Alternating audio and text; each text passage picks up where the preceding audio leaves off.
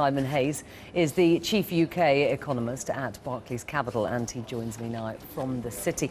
Firstly, Simon, what is your reaction to this? Do you think that QE is now on the cards?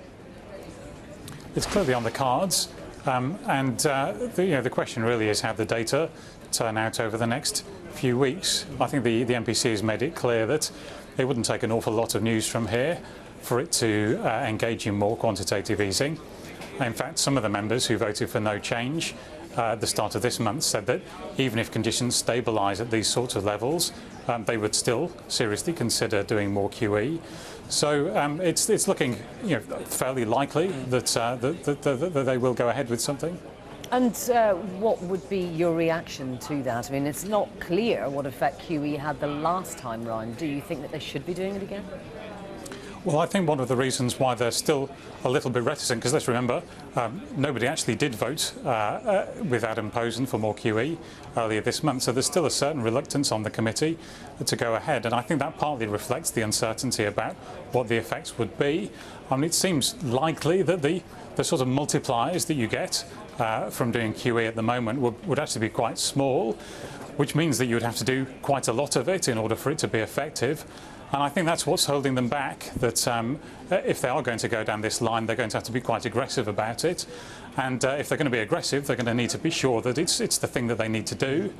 And that's the reason for maybe holding off for another month or two to see how the data play out, to make sure that it is absolutely necessary before going ahead. Now, August's budget deficit figures are in. They're higher than expected. We're also seeing the IMF revising down UK's growth forecast. What kind of pressure does that put on the Bank of England?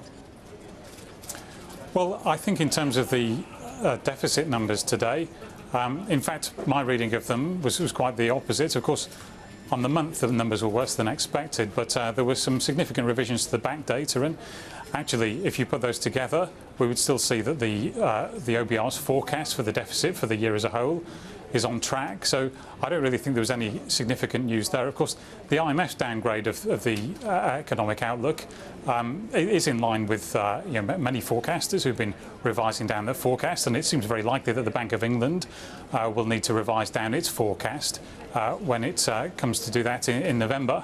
At the moment, the Bank of England's forecasting growth of 1.7% this year. That's some way north of even the IMF's forecast of 1.1%. But I think that's going to be critical. The Bank of England will engage in more quantitative easing if it thinks that the medium-term inflation outlook has deteriorated significantly. And that in turn will depend on how much it downgrades its GDP forecast over the next few quarters.